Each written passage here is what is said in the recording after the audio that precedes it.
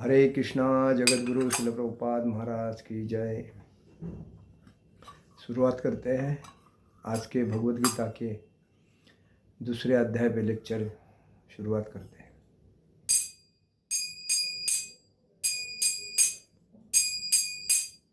जय राधा माधव कुंज विहारी, जय राधा माधव कुंज विहारी।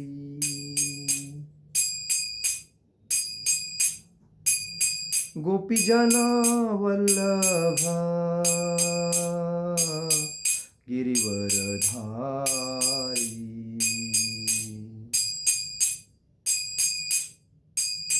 गोपीजन वल्लभ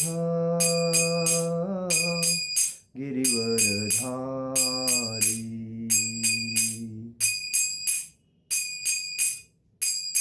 यशोदानंदन ब्रज जनरंजन, यशोदानंदन ब्रज जनरंजन। यमुना तीरावण चारि, यमुना तीरावण चारि। जय राधा माधव कुंज विहारी, जय राधा माधव कुंज विहारी। हरे कृष्णा कृष्णा कृष्णा हरे हरे, हरे राम राम राम हरे हरे। हरे कृष्णा कृष्णा कृष्णा हरे हरे, हरे राम राम राम हरे हरे। हरे कृष्णा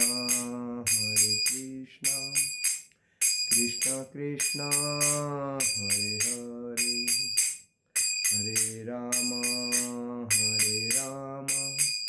राम राम हरे हरे। जय ओम विष्णुपाद परमहंस परिव्राजकाचार्य अष्टोत्तर शत शिला अभय चरणारविंद भक्ति वेदांत स्वामी शिल प्रभुपाद महाराज की जय। नित्य लीला प्रविष्ट जय ओम विष्णुपाद परमहंस परिव्राजकाचार्य अष्टोत्तर शत श्रील भक्ति सिद्धांत सरस्वती ठाकुर शिल प्रभुपाद महाराज की जय। जय ओम विष्णुपाद परमहंस परिव्राजकाचार्य अष्टोत्तर शत श्रील गौर किशोर बाबाजी महाराज की जय। जय ओम विष्णुपाद परमहंस परिव्राजकाचार्य अष्टोत्तर शत श्रील भक्ति विनोद ठाकुर शिल प्रभुपाद महाराज की जय। जय ओम विष्णुपाद परमहंस परिव्राजकाचार्य अष्टोत्तर शत श्रील साक्षात वैराग्य जगन्नाथ जी बाबाजी महाराज की जय। श्री रूप सनातन भट्ट रघुनाथ श्री जीव गोपाल भट्ट दास रघुनाथ गोस्वामी शिल प्रभुपाद महाराज की जय। अनंत कोटि वैष्णव वृंद की जय। नामाचार्य शिल हरिदास ठाकुर की जय।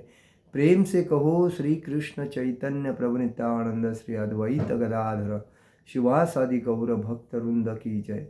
श्री श्री राधा कृष्ण गोप गोपीनाथ श्याम कुंड राधा कुंड गिरि गोवर्धन की जय। मथुरा वृंदावन धाम की जय। मायापुर नवदीप धाम की जय। द्वारका धाम की जय। अयोध्या धाम की जय। जगन्नाथपुरी धाम की जय। बद्रीनाथ धाम की जय। रामेश्वरम धाम की जय। गंगा माई की जय। यमुना माई की जय। तुलसी महारानी की जय। भक्ति देवी की जय। हरिनाम संकीर्तन की जय। समवेद भक्त वृंद की जय। समवेद भक्त वृंद की जय। श्री गुरु गौरांग की जय। निताय गौर प्रेमानंदे हरि हरि बोल। ओम अज्ञानतिमिरान्धस्य ज्ञानाञ्जन शलाकयां चक्षुरुमिलितेन तस्मै श्रीगुरुवे नमः। श्रीचैतन्यमनोभीष्टं स्थापितं येन भूतले स्वयं रूप कदा मह्यं ददाति स्वपदान्तिकम्। वन्देऽहं श्रीगुरु श्रीयुतपदकमलं श्रीगुरुवैष्णवाञ्च श्रीरूपं साग्रजातं सहगण रघुनाथामतं तं सजीवं साद्वैतं सावधूतं परिजनसहितं कृष्णचैतन्यदेवं श्रीराधाकृष्णपादान् सहगण ललिता श्रीविशाखान्विताञ्च।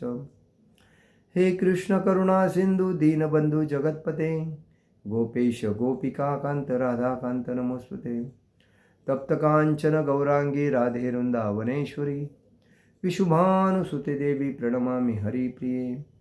वाञ्छाकल्पतरुभ्यश्च कृपा सिन्धुवे भवच पतितानां पावनेभ्यो वैष्णवेभ्यो नमो नमः। नमो ब्राह्मणदेवाय ब्राह्मणहिताय च जगद्हिताय कृष्णाय गोविन्दाय नमो नमः। गुर्वे गौरचन्द्राय राधिकाय तदालये कृष्णाय कृष्णभक्ताय तदभक्ताय नमो नमः। ओम नमो भगवते वासुदेवाय। ओम नमो भगवते वासुदेवाय। ओम नमो भगवते वासुदेवाय। आज के भगवद गीता की क्लास में आज सभी का हार्दिक स्वागत। आज शुरुआत करते हैं भगवद गीता के दूसरे अध्याय में 22वें श्लोक पे हम चर्चा करेंगे। वासांसि जीर्णानि यथा विहाय नवानि गुहाति नरोपराणि तथा शरीराणि विहाय जीर्णा नन्यानि संशान्ति नवानि देहि। वासांसि जीर्णानि यथा विहाय नवानि गुहाति निरोपराणि तथा शरीराणि विहाय जीर्णा नन्यानि संयाति नवानि देहि। वासांसि जीर्णानि यथा विहाय नवानि गुहाति नरोपराणि तथा शरीराणि विहाय जीर्णा नन्यानि संयाति नव्यानि देहि।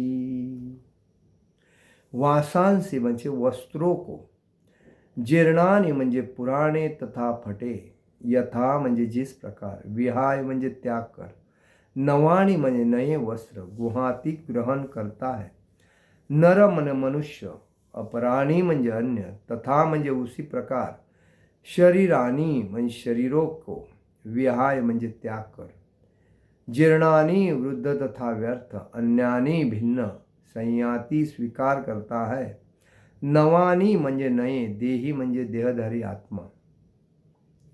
अनुवाद: जिस प्रकार मनुष्य पुराने वस्त्रों को त्याग कर नए वस्त्र धारण करता है, उसी प्रकार शरीर के अंदर जो आत्मा है पुराने तथा व्यर्थ के शरीरों को त्याग कर नवीन भौतिक शरीर धारण करता है।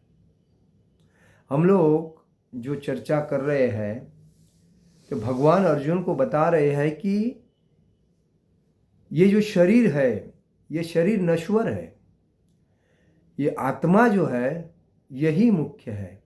और आत्मा हमारे आज तक करोड़ों शरीर बदली करके आया, ना उस आत्मा को कोई मार सकता है, ना काट सकता है, ना जला सकता है, ना पकड़ सकता है, ना देख सकता है।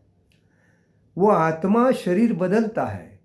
तो ये जो सामने युद्ध के लिए आपके खड़े हैं, तो वो जो खड़े हैं वो अपना शरीर बदली करेंगे, आत्मा उनका वैसा ही रहेगा, उसमें कोई बदलाव नहीं होगा। तो यही अभी बता रहे हैं, वासांसि जीर्णानि यथा विहाय नव्यानि गुहाति नरोपराणि तथा शरीराणि विहाय जीर्णा नन्यानि संयाति नव्यानि देहि। इसका मतलब जिस तरह मनुष्य पुराने वस्त्र को त्याग करता है और नए वस्त्र परिधान करता है, वैसा ही आत्मा पुराने शरीर को छोड़ के नया शरीर अपनाता है। न शरीर व्यर्थ शरीरों को त्याग कर नवीन भौतिक शरीर धारण करता है।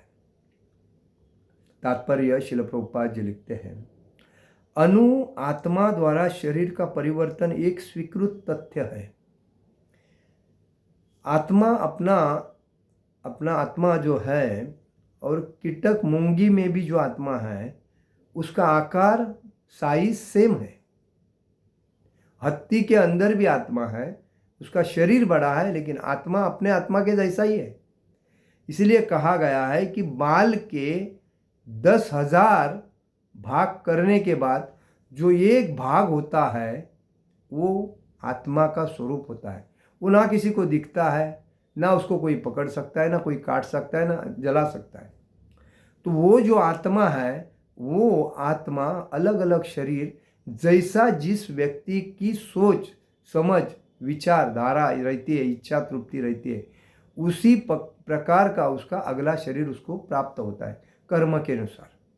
तो वो बात है स्वीकृत तथ्य। आधुनिक विज्ञानी जन तक जो आत्मा के अस्तित्व पर विश्वास नहीं करते, पर साथ ही हृदय से शक्ति साधन की व्याख्या भी नहीं कर पाते, उन परिवर्तनों को स्वीकार करने को बाध्य है जो बाल्यकाल से कौमारावस्था और फिर तरुणावस्था तथा वृद्धावस्था में रहते हैं। मतलब जब व्यक्ति का जीवन होता है, कभी कभी एक पौधा अगर लगाते हम लोग तो भी वो छोटा रहता है, उसके बाद वो बड़ा होता है, उसके बाद उसको फांदी आती है, उसके बाद उसको फूल आती है, उसके बाद उसको फल आते हैं, होता है। मतलब आहिस्ता आहिस्ता बड़ा। वैसा ही प्राणी का जीवन, कोई भी प्राणी, जैसा कि एक गाय का बच्चा पकड़े हम लोग देखते हैं, गाय को जब बछड़ा होता है तो बछड़ा होने के बाद वो छोटा रहता है, छोटे के बाद खा पी के वो थोड़ा मजबूत होता है, उसके बाद वो और बढ़ता है, हाइट बढ़ती है, ऊंची बढ़ती है, वजन बढ़ता है और बाद में धष्ट पुष्ट होता है। बस तो वही मनुष्य जीवन भी ऐसा ही है। पहली बाल अवस्था है, कुमार अवस्था होती है, उसके बाद तरुण अवस्था होती है, और तरुण अवस्था होने के बाद उसका वृद्धावस्था होता है। ये 4 परिवर्तन हर मन जीवन में होते हैं हर व्यक्ति के। बाल अवस्था, कुमार अवस्था, तरुण अवस्था, वृद्धावस्था। तो वृद्धावस्था से यही परिवर्तन दूसरे शरीर से स्थानांतरित हो जाता है। इसकी व्याख्या पिछले श्लोक में हम लोग किया है कि शरीर कैसा, दूसरे अध्याय में हम लोग 13वें अध्याय में इसका विश्लेषण किया है कि देहिनोस्मि तथा देहे कौमरयन देहिनोस्मिन् यथा देहे कौमरम एव नंजराम तथा देहांतर प्राप्ति धीरस्तत्र न मोहति। जिस प्रकार शरीरधारी आत्मा इस वर्तमान शरीर से बालावस्था से तरुण अवस्था में, फिर तरुण अवस्था से वृद्धावस्था में निरंतर अग्रसर होता रहता है, उसी प्रकार मृत्यु होने पर आत्मा दूसरे शरीर में चला जाता है और धीर व्यक्ति ऐसे परिवर्तन से मोह को प्राप्त नहीं होता। इसीलिए अनु आत्मा के दूसरा शरीर से स्थानांतरित परमात्मा की कृपा से संभव हो पाता है। अनु आत्मा जब शरीर छूटता है तभी व्यक्ति का एक सूक्ष्म आत्मा जाता है, उसका अहंकार जाता है, ये उसके साथ जाता है। तो ये जो देखिए हर प्राणी में अहंकार होता है, जानवर में भी होता है। उसको गुस्सा आता है तो ऐसा मारता है, जो उसका गुस्सा निकालने का स्टाइल अलग, मनुष्य का गुस्सा निकालने का स्टाइल अलग होता है। तो अलग अलग के विचार रहते हैं। तो हर अहंकार मृत्यु के साथ ही चला जाता है। लेकिन तो सूक्ष्म आत्मा अहंकार ये जो है वो दूसरे शरीर में जाते हैं। तो इसीलिए कहा गया है कि परमात्मा अनुआत्मा की इच्छाओं की पूर्ति उसी तरह करते हैं जिस प्रकार एक मित्र दूसरे की इच्छा पूर्ति करता है। मतलब भगवान कभी भी किसी की इच्छा अतृप्त नहीं करते। ये सृष्टि में कीटक से लेके ब्रह्मा जी तक जो चेतना युक्त प्राणी हैं, जो उनकी सबकी इच्छा भगवान करते हैं, क्योंकि सबके अंदर भगवान का अंश ही तो है आत्मा। अणु आत्मा भगवान का सबके शरीर में होने की वजह से वो हलचल होता है।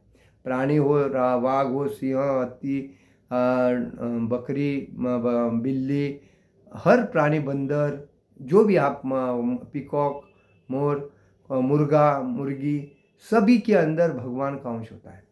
लेकिन उनको वो शरीर क्यों मिला है कि उनके कर्म के अनुसार उनकी जो सोच इच्छा थी उसी वजह से उनको वो शरीर मिला है, बराबर। तो इसीलिए भगवान सबकी इच्छा तृप्त, अपना दुश्मन रहेगा उनका।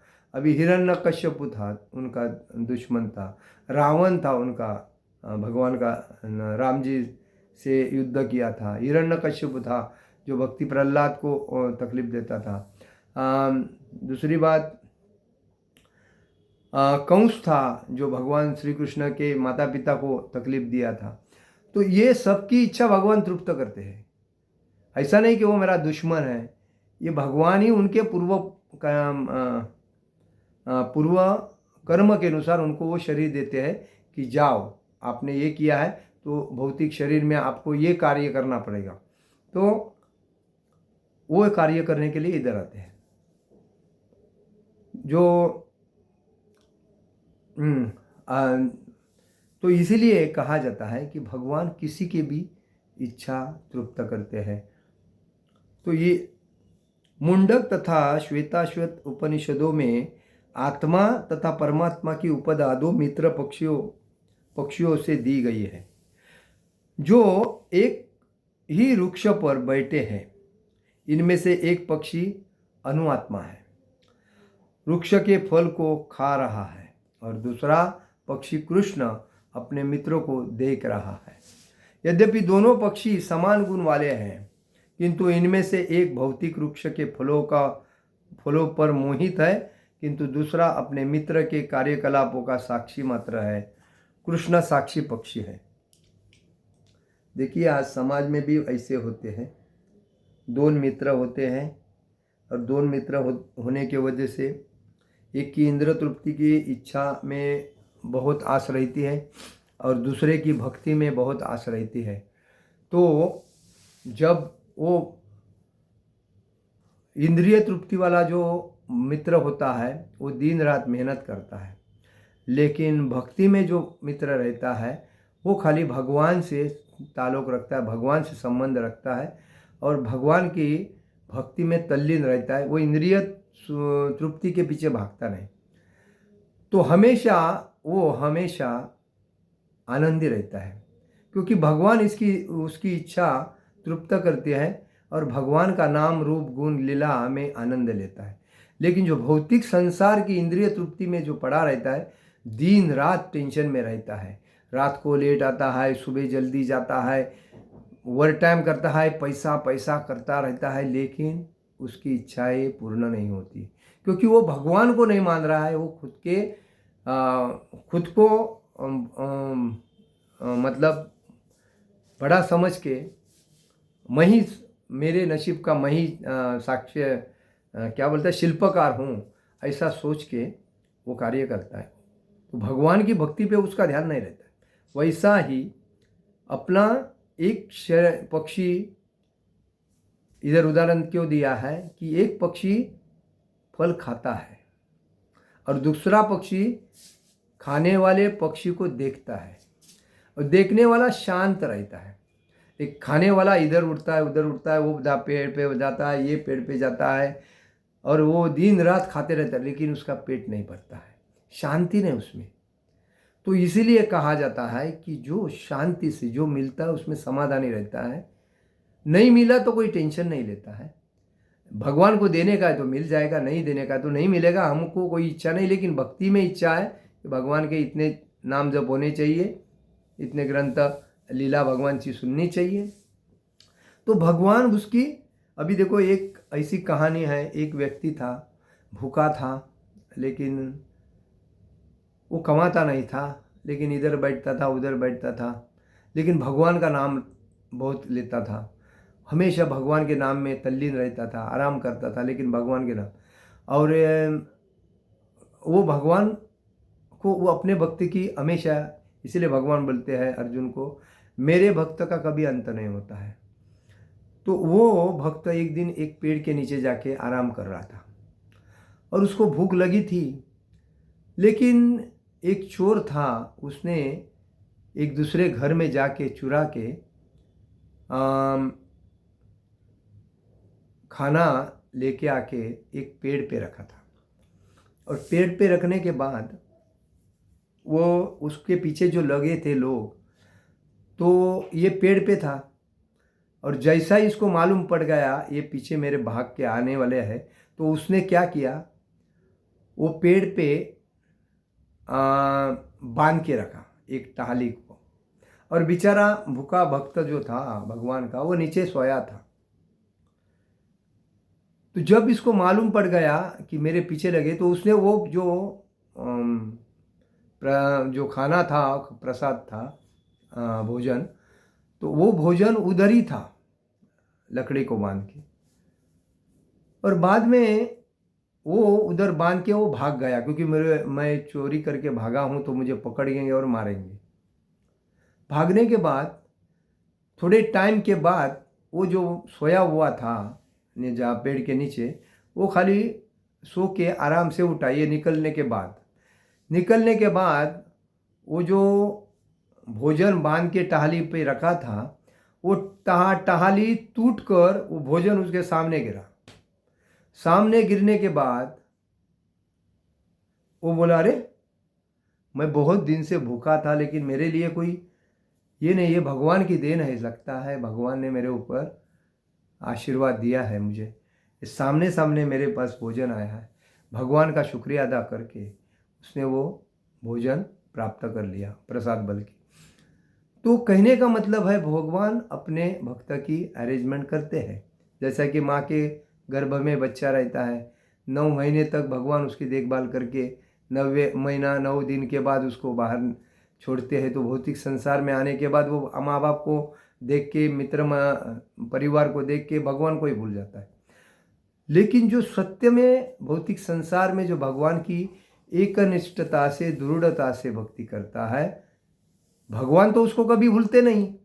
लेकिन जब ऐसा भक्त होता है तो उसका भगवान ख्याल हमका रहते, जैसे प्रभुपाद, जैसे ध्रुव महाराज, जैसे भक्त प्रहलाद, जैसे मीराबाई, अनेक उदाहरण हैं।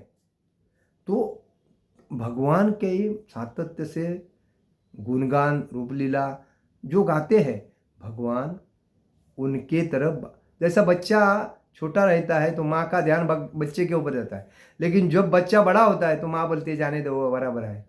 तो वैसा है। तो भगवान जो ज़्यादा भक्ति करते हैं, ज़्यादा भगवान का नामस्मरण करते हैं, ज़्यादा भगवान के बारे में बातचीत करते हैं, रूप लो गुण लीला के बारे, तो भगवान उस भक्त के ज़्यादा ख्याल करते हैं। और इसीलिए कहा जाता है कि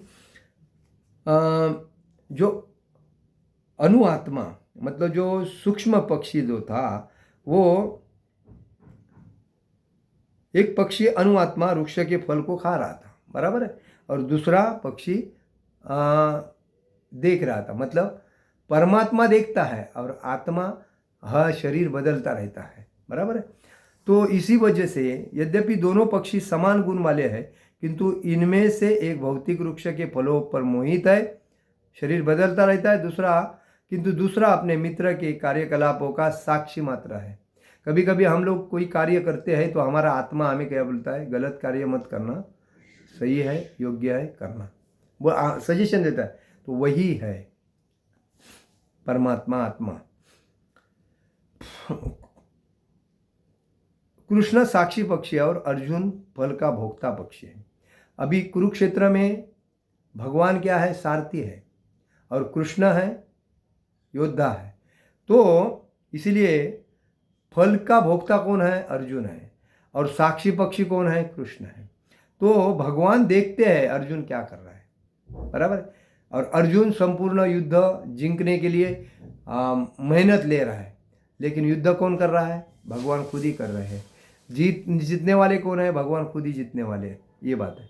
तो यद्यपि दोनों मित्र में सखा है,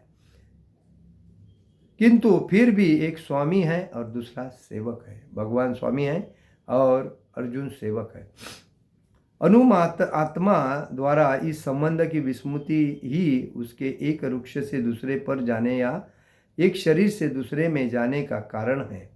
उसकी मतलब अनुआत्मा द्वारा इस संबंध की विस्मृति, मतलब जब आत्मा बदलता है शरीर, तभी वो जो पहले शरीर में था उसकी संपूर्ण विस्मृति हो जाती है। मतलब जो मन में विचार में जो थे वो स्मरण में नहीं रहते, भूल जाता है।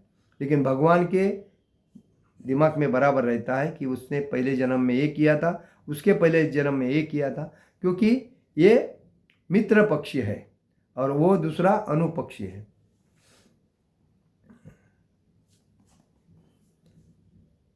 जीव आत्मा प्राकृत शरीर रूपी वृक्ष पर अत्यधिक संघर्षशील है। जीव जो है अनेक शरीर बदलता है तो हमेशा संघर्षशील रहता है, संघर्ष करना पड़ता है ना। हर योनि में जाएगा उसको संघर्ष करना है, लेकिन परमात्मा को संघर्ष नहीं करना पड़ता है। परमात्मा देखता रहता है, आत्मा हर शरीर बदलता रहता है, ये बात। तो अनुआत्मा द्वारा इस संबंध की विस्मृति को एक वृक्ष से दूसरे पर जाने या एक शरीर से दूसरे शरीर जाने का कारण जीव आत्मा प्राकृतिक शरीर रूपी वृक्ष पर अत्यधिक संघर्षशील है, किंतु जो ही वह दूसरे पक्षी को परम गुरु के रूप में स्वीकार करता है। जिस प्रकार अर्जुन कृष्ण का उपदेश ग्रहण करने के लिए स्वेच्छा से उनकी शरण में गया, तो ही परत तत्र पक्षी तुरंत सारे शोकों से विमुक्त हो जाता है। और जब वो जो अनुआत्मा है वो दूसरे परमात्मा के पास जाके जब उनको गुरु मानता है और उनके आदेशों का पालन करता है, तो उसका दुख से उसको, इसीलिए भगवान बोलते हैं सर्वधर्मान परित्यज्य मामेकम शरणम। सर्वधर्मों को त्याग करो, मेरे पास आओ, मुझे भक्त हो, मेरे भक्त बनो, मेरी सेवा करो, मेरी पूजा करो। तो मुंडक उपनिषद में 3 स्कंद में 1 अध्याय में 2 श्लोक में तथा श्वेताश्वर उपनिषद में 7वें अध्याय में 4 अध्याय में 7वां श्लोक समान रूप से इसकी पुष्टि करती है कि समाने वृक्षे पुरुषो निमग्नो, समाने वृक्ष पुरुषो निमग्नो निशया शोचति मुह्यमानं जुष्ट यदा पश्यत्यंत मिशमस्त महिमानिति वितशोक। यद्यपि दोनों पक्षी एक ही वृक्ष पर बैठे हैं, किंतु फल खाने वाला पक्षी वृक्ष के फल के भोक्ता रूप में चिंता तथा विषाद में निमग्न रहता है। मतलब जो फल खा रहा है, जो मेहनत कर रहा है, उसको तकलीफ है, लेकिन शांति से है, देख रहा है आत्मा, उसको कोई तकलीफ। तो जो फल खा रहा है वो उसको हमेशा चिंता तथा विषाद में हमेशा लगा रहता है। यदि किसी तरह वह अपने मित्र भगवान की और उन्मुख होता है और उनकी महिमा को जान लेता है, तो वह कष्ट भोगने वाला पक्षी तुरंत समस्त चिंताओं से मुक्त हो जाता है। हाँ, उसमें क्या बोला, जो जीव हमेशा, मतलब जो शरीर धारण करता है वो हमेशा टेंशन में रहता है, क्योंकि वो गुरु नहीं मानता है। और जब गुरु के पास जाता है, गुरु का आदेश मानता है, गुरु जो बोलता है वो करता है, तभी उसके जीवन में सुख शांति नांती है, आनंद आता है।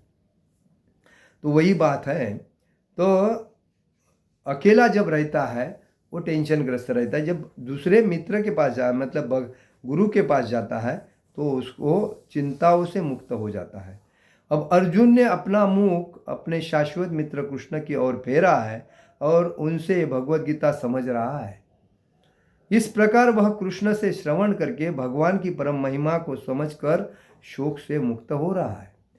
पहला अर्जुन क्या था, जब सामने देखा युद्ध मैदान में, कुरुक्षेत्र में युद्ध में, तो मेरे सब भीष्म पिता, द्रोणाचार्य, कृपाचार्य, भाई, पोता, सभी घर के लोग सामने आए। इनसे अगर दुख युद्ध करके मैं जीत भी जाऊं तो मेरे किस काम का है जीतना। उससे अच्छा मैं जंगल में जाके एकांत में तपस्या करूंगा, लेकिन ये युद्ध नहीं करूंगा। ये अर्जुन की विचारधारा है। लेकिन जब वो ये सब से एकदम वो विचलित हो जाता है, कुछ समझता नहीं, अरे क्या करूँ, ये कृष्ण भी मुझे बोल रहा है युद्ध करो और ये मेरे घर के हैं, मैं क्या करूँ, युद्ध करूँगा तो मैं पापी होऊंगा, न अपराधी होऊंगा। और भगवान बोलते हैं ऐसा युद्ध करने से अपराध नहीं है। तो मेरे को कुछ समझ में नहीं आया, तो भगवान से सरेंडर होकर भगवान को बोलता है आप ही मेरे को मार्ग बताओ, बाकी मुझे कुछ सोच नहीं रहा है। तो भगवान बोलते हैं कि इस प्रकार वह कृष्ण से श्रवण करके भगवान परम महिमा को समझकर शोक से मुक्त हो सकता है। तो जब भगवान को सरेंडर होता है, कोई संसार में जब आदमी अतिशय टेंशन ग्रस्त है, पैसा आ रहा है, एंजॉय कर रहा है, मौज मजा मस्ती चल रही है, तभी भगवान की याद नहीं आती।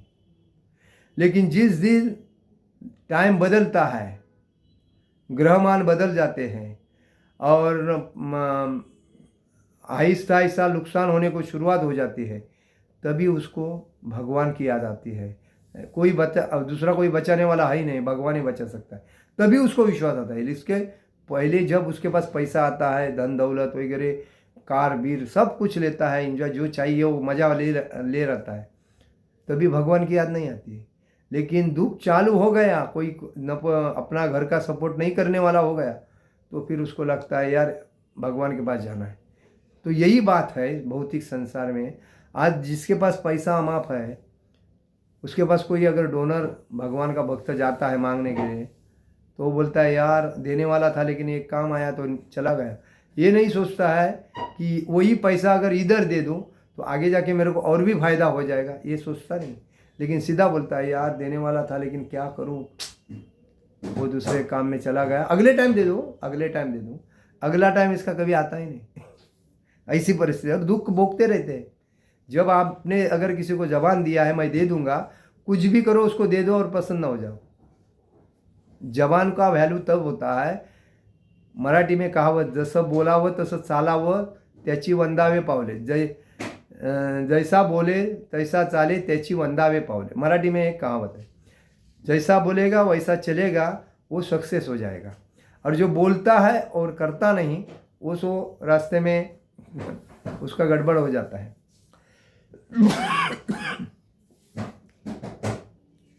यहाँ भगवान ने अर्जुन को उपदेश दिया है कि वह अपने पितामह तथा गुरु के देहांतर पर शोक प्रकट न करे। भगवान ने अर्जुन को क्या कहा कि अपने पितामह और गुरु और भाई इनके ऊपर शोक नहीं करना। वो तो शरीर बदलने वाले और उनका आत्मा थोड़ा मर रहा है, वो तो अगला शरीर धारण करेंगे। हमारे संसार में भी यही है। अपने घर का कोई अगर निकल जाता है तो पूरा दिन 8 दिन तक घाय धाय, जैसा कि उसके सिवाय ये कुछ करने वाले नहीं। पत्नी पति जाता है तो 4 दिन तक दुख करती है, बाद में 5वें दिन जैसी की तैसी। पति पत्नी जाने के बाद वैसा ही बात है। तो दुख करके फायदा नहीं, ये अटैचमेंट है। अटैचमेंट क्या है कि माया है। ये माया में हर आदमी अपने से बांधा रहता है, क्योंकि उससे अपना फायदा हो रहा है। इसके लिए जिस दिन फायदा कितने है, पत्नी जब पति पैसा देने का बंद होता है, कमाई की बंद हो जाती है, तो पति को छोड़ के पत्नी दूसरी जगह पे जाते हैं, पति पत्नी को छोड़ के दूसरी जगह पे जाता है। ये अटैचमेंट है। क्यों होता है? क्योंकि उनका फायदा होना बंद हो जाता है। ये बात है। तो ये स्वार्थ है और ये माया है। ये माया ही आदमी को प्रॉब्लम करती है। तो इसीलिए हमें समझना चाहिए